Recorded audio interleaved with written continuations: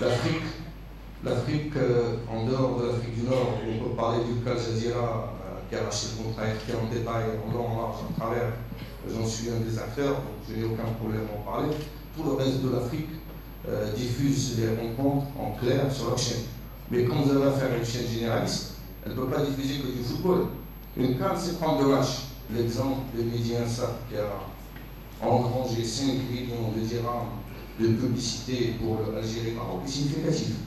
Quand un collègue de la SNFP dans une interview à Jeune Afrique il y a 2 semaines dit qu'il ne peut générer qu'un maximum de 100 000 euros en publicité pour Algérie-Maroc, permettez-moi d'être dubitatif. Ils disent que le football pour tout le monde, pour le monde, le foot pour le jeu.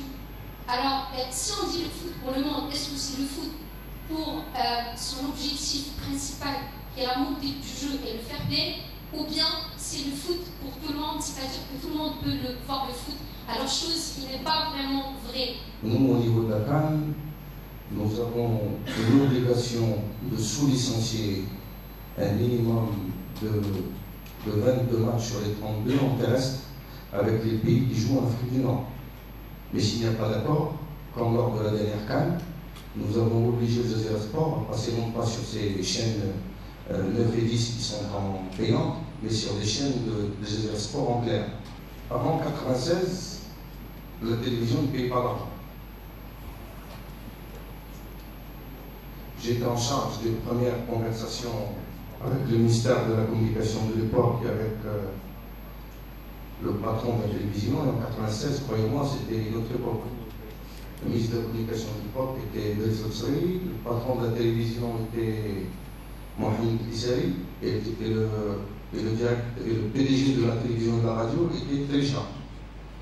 Je me souviens très précisément d'une première réunion où, quand on a parlé de valeur du football et de contrepartie de la diffusion du football en direct, on nous a parlé de manque d'assets. Donc à ce moment-là, 96-2000, nous avons arraché, je dis bien arraché, que contre la diffusion en direct du football, on puisse au moins faire bénéficier les partenaires économiques de la Fédération marocaine du football d'espaces publicitaires. C'était une première. Alors on sait que le sponsor titre est Orange. On sait que Orange a pris récemment des participations auprès d'un opérateur de téléphonie marocain. Alors ma question est la suivante. Est-ce qu'on peut assister à une Coupe d'Afrique 2015 où le partenaire historique du football national, qui est l'opérateur télécom Maroc Télécom, peut entre guillemets être zappé de cette compétition? Maroc Télécom devrait être normalement toujours partenaire télécom de l'équipe nationale du Maroc. Donc Maroc Télécom pourra s'associer à l'équipe nationale du Maroc lors de la CAN 2015, mais ne sera pas autorisé parce que c'est des désignations qui sont déposées à la Coupe d'Afrique des Nations, au logo de la Coupe d'Afrique des Nations, mais elle sera le partenaire de l'équipe nationale du Maroc. Et je n'ai aucun doute qu'en 2015, les choses seront du même niveau. J'invite par contre Hicham Khalifi, Jalal Hadjo et Jean Champagne à se joindre à moi pour la suite de ce débat. Parce que de toute façon, on est toujours en train de débattre médias et sport, rapport de force ou partenariat bénéfique, avec bien entendu des questions sur les droits télé également. Bon, je crois que c'est un peu les deux. Parce que les télévisions ont largement bénéficié, et le football en a largement bénéficié. Si aujourd'hui on a une telle croissance du football au niveau mondial, c'est parce que le nombre de chaînes a évolué, il y a une explosion technologique. Alors rapport de force, oui, parce que le risque, c'est qu'effectivement, certaines télévisions puissent dicter des décisions.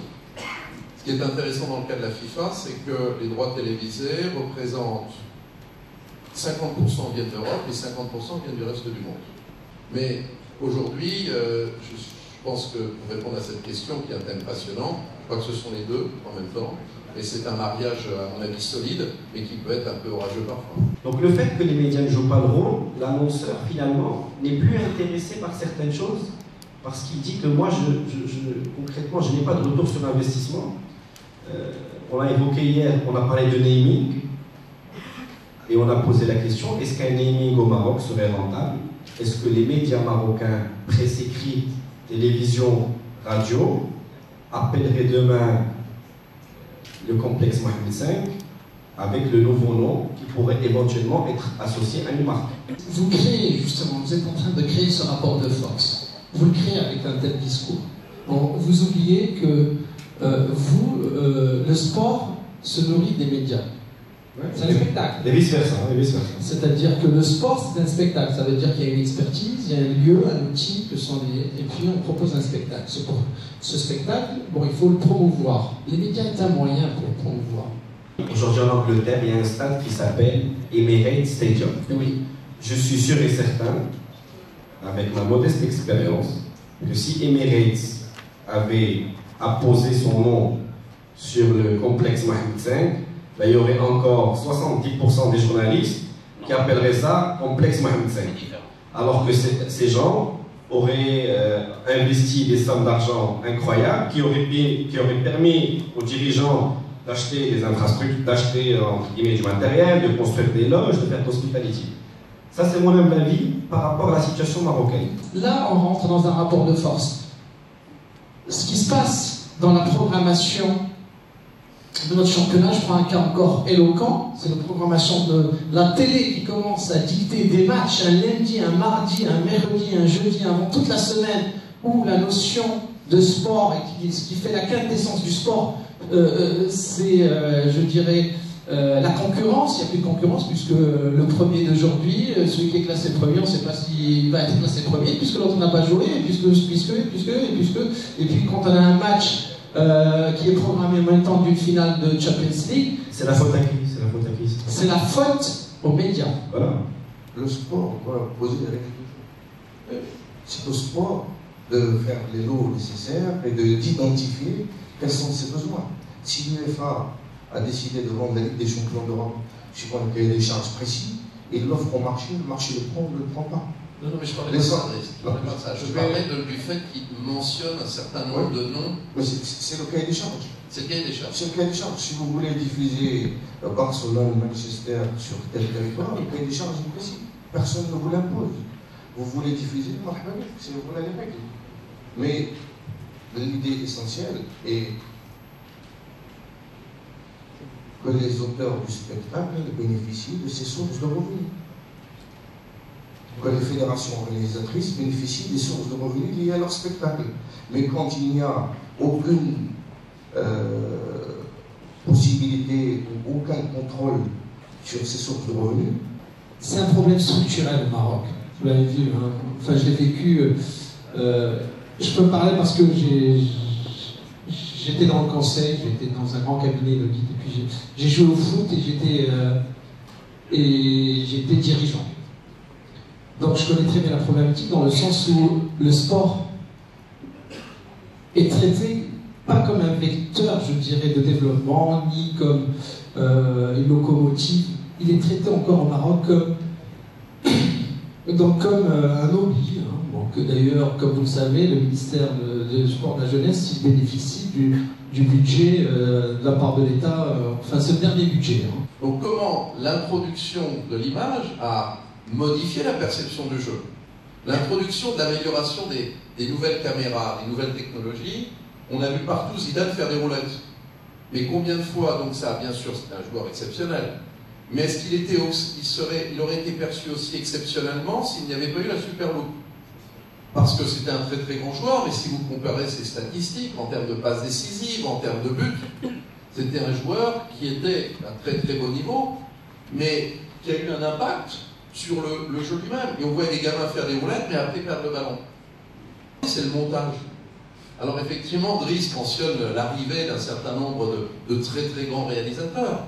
Mais le réalisateur dans son camion de montage nous donne une vision du football qui est sans doute différente de celle de la réalité. Et ça, je voulais faire cette remarque-là parce que notre responsabilité en tant que gouvernement du sport, c'est quand même de s'assurer de générer les revenus pour permettre le développement de ce sport, mais de s'assurer que le sport ne soit pas complètement modifié par l'introduction de la télévision. En Égypte, en 2006, les familles sont revenues dans les stades. Les familles ont réoccupé les stades. Pour moi, le Stade du Caire est un cauchemar organisationnel. En 20 ans, le Stade du Caire, c'est cauchemardesque d'organiser quoi que ce soit. J'ai fait un Maroc-Égypte le 6 octobre 86, avec pour la première fois en Afrique une double production. C'est un cauchemar. Une chose, le journalisme, c'est quoi? C'est l'honnêteté, c'est l'analyse et distiller la bonne information. Après, éducatif, ça veut dire il faut, il y a qu'à, mais c'est ça qui nous a tués ces dernières années. À chaque fois que quelqu'un prend une plume ou quelqu'un prend un micro, il passe à la télé, il se prend pour la Messie. Pour une Messie ou quelqu'un qui détient la vérité. Par contre, ce qui serait malheureux à entendre et à écouter sur les chaînes radio et sur les télés, c'est qu'on rentre encore dans une polémique à 360 degrés sur le football et qu'on se focalise que sur ça. Parce qu'il y a d'autres sports, parce qu'il y a d'autres choses, et que toi-même tu l'as dit, in fine, ce n'est qu'une qualification pour la mission. J'élève. Le 5 juin, d'accord, le lendemain du match, et c'est comme toi qui l'as dit que il y a un risque de perdre. Je commence à le lendemain, mes auditeurs, ils allument, et je leur parle du tir à l'arc.